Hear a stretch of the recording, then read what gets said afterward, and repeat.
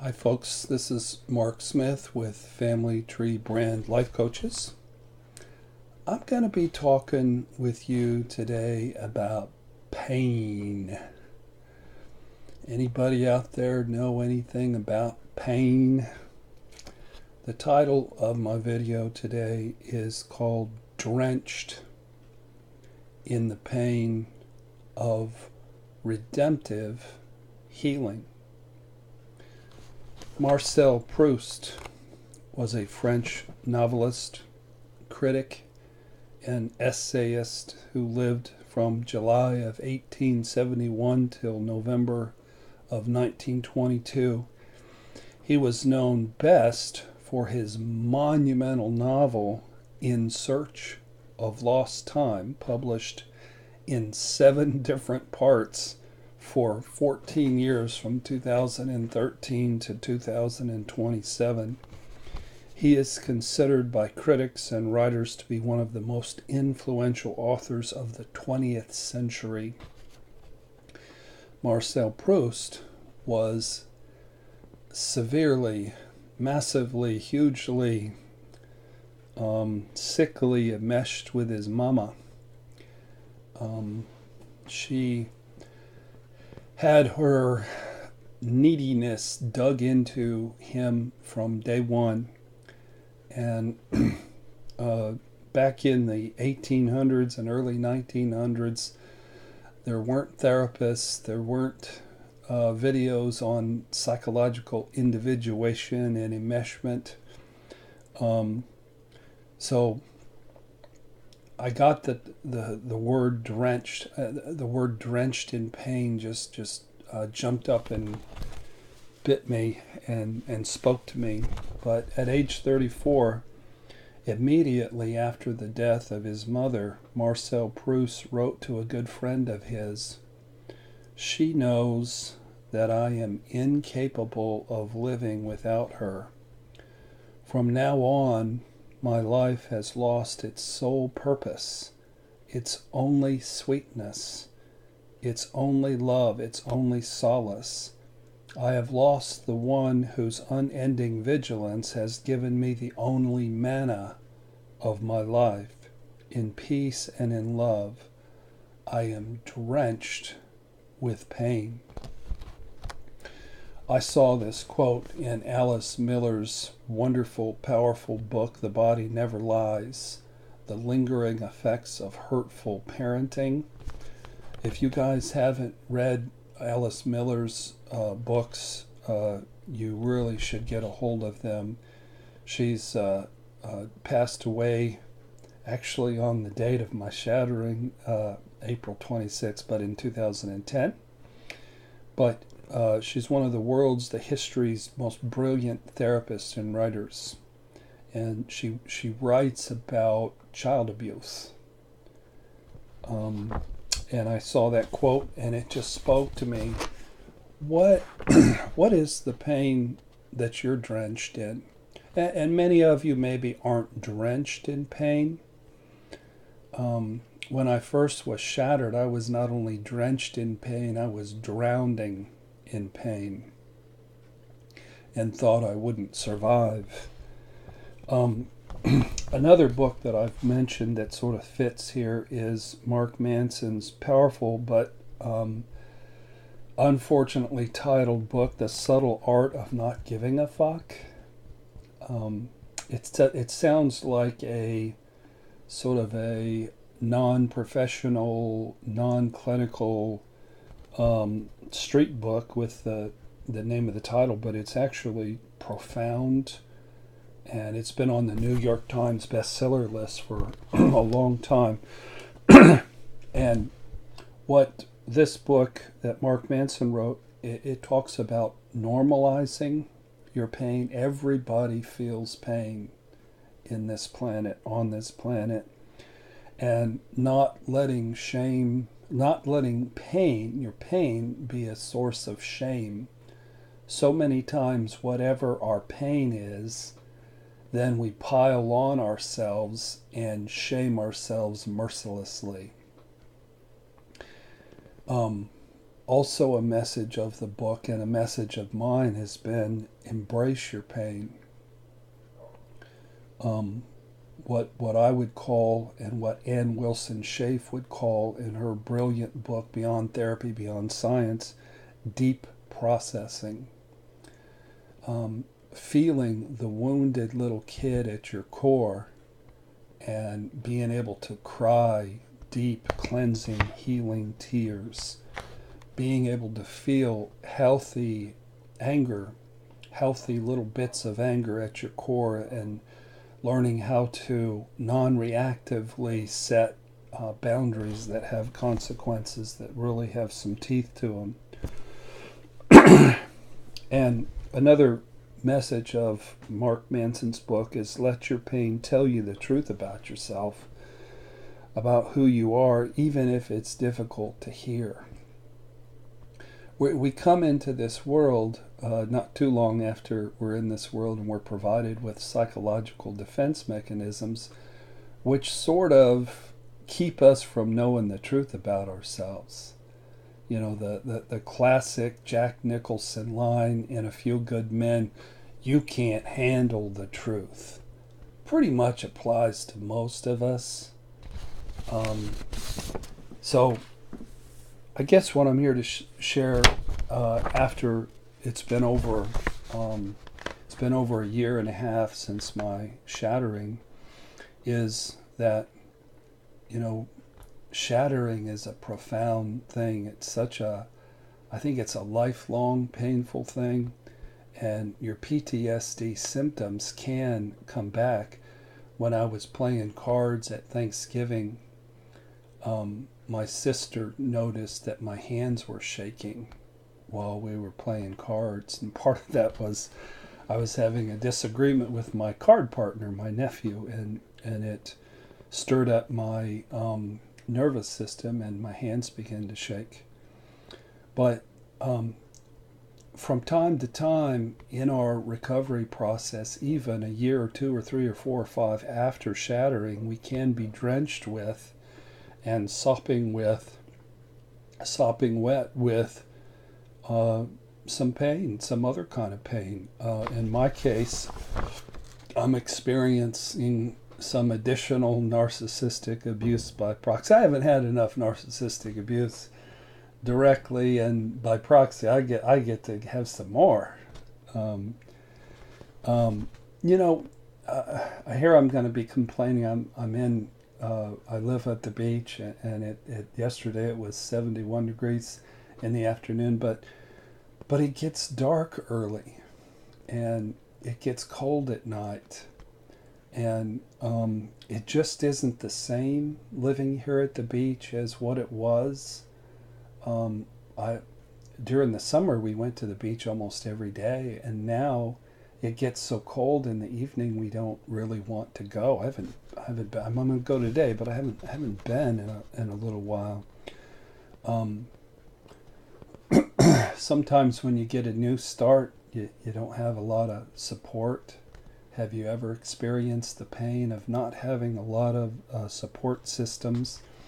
I still haven't found a place to play basketball. It's really hard when you have PTSD and then you get a really bad cold or you get sick. And life is hard. You know, money is hard, work is hard, marriage is hard, traveling home and dealing with travel and just all the responsibilities back in Indiana has been hard. So these defense mechanisms, sometimes people go a whole lifetime and they don't get shattered and they don't even get broken. From about September of 2008 until April of 2015, I thought I was the man. I thought it was all that and a bag of chips.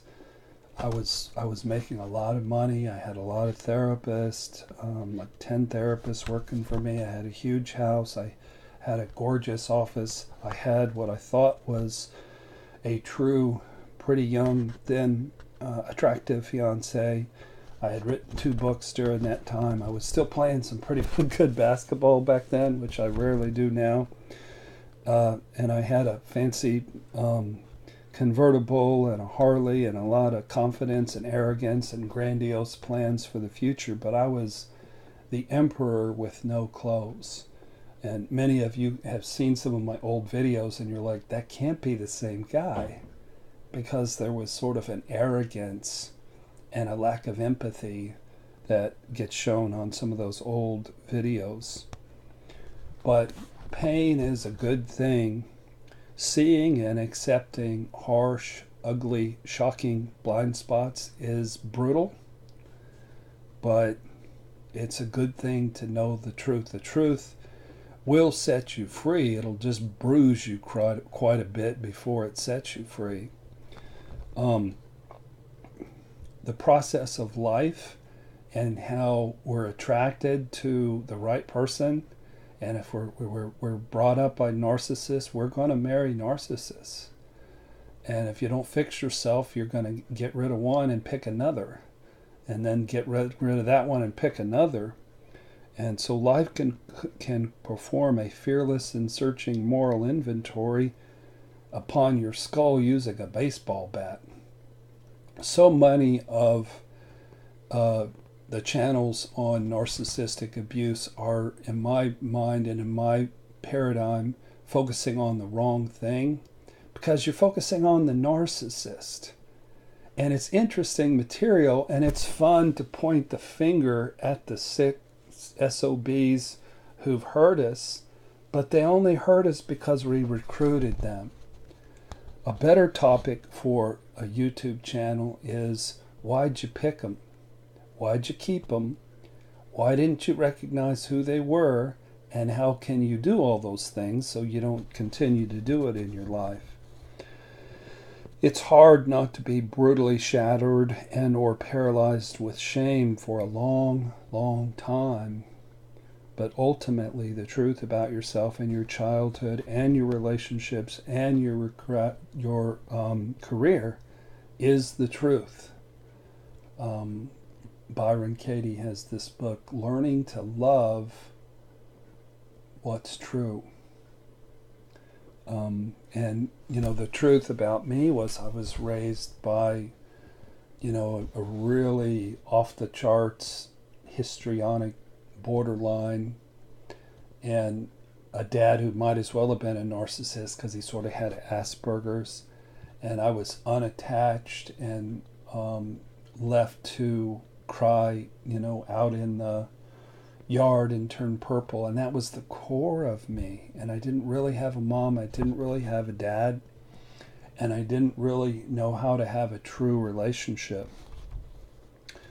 But ultimately, the truth about yourself and your childhood and your relationships and your career is the truth. And you're better off knowing as much truth as possible. I did a feedback session the other night with a young couple from California, and man, I had to say some hard things. But every hard thing that I said was a true thing. And it was sometimes these feedback sessions, I feel like I'm taking Bambi out back and shooting Bambi between the eyes, and I don't do it to be mean. I do it to help people, because the more I wish I'd have known who I was in 2008. I wish I knew how much danger I was in being on a website called match.com, because I was in grave danger, and I didn't know who I was, and I didn't know what the world was like. The truth is what it is, and it can promote tremendous growth, because now you have the blinders off that have been scraped off your face. I work with a couple in Europe, and they've been really working hard on themselves in the context of their relationship. I asked them this week, I said, are you at a place of gratitude? And there wasn't a lot of gratitude overflowing, but that's really where you want to get in your recovery, where you're not grousing and complaining about your narcissist.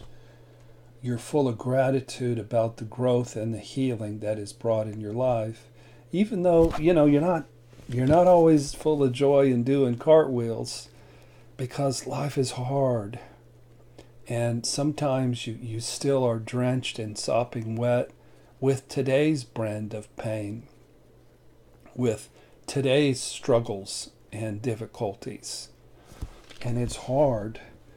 But when you have the blinders taken off, you're not being defensively bludgeoned to death in the dark by dangerous, unsafe, narcissistic Trojan horse monsters that you yourself invited into your life, and then you colluded with them to use and abuse you to your unspeakably great cost.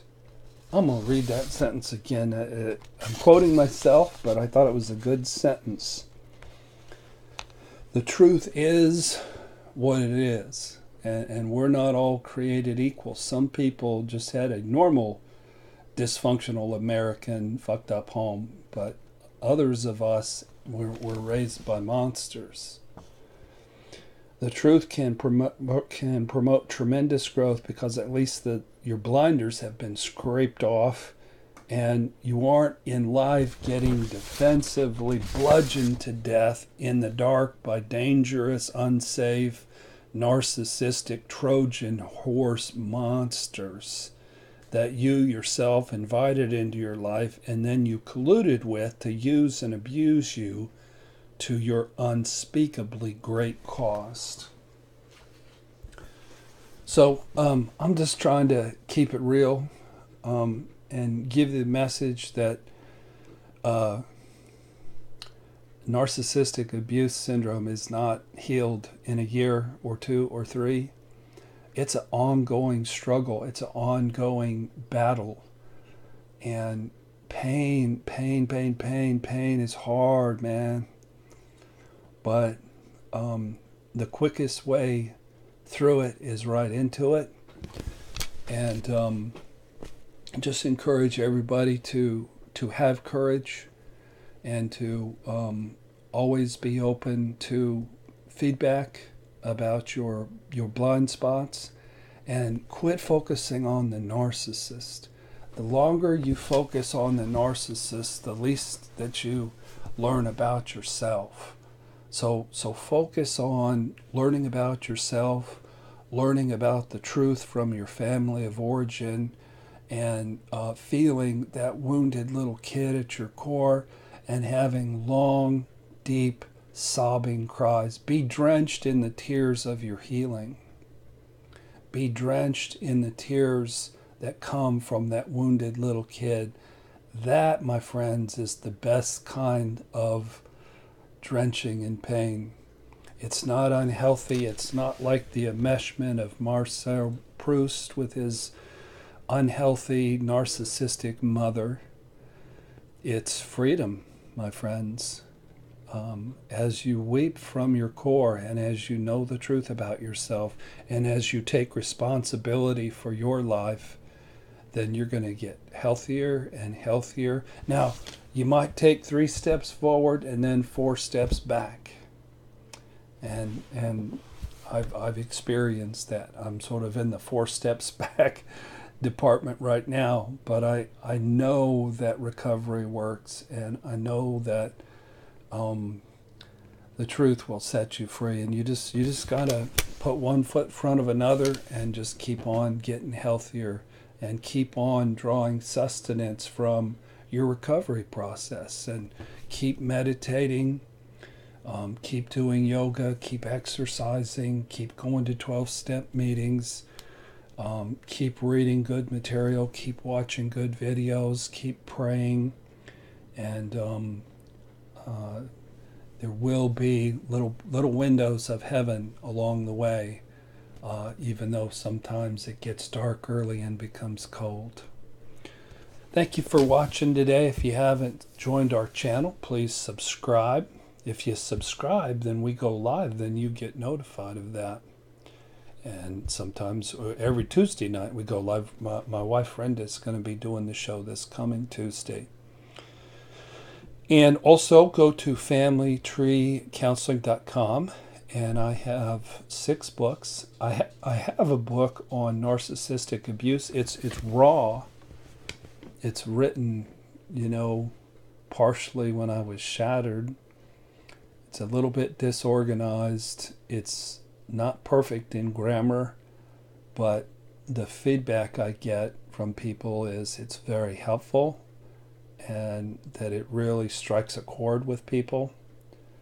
One woman wrote me this week. She said the book was so damaged that it was brilliant because it spoke of how shattering narcissistic abuse can be.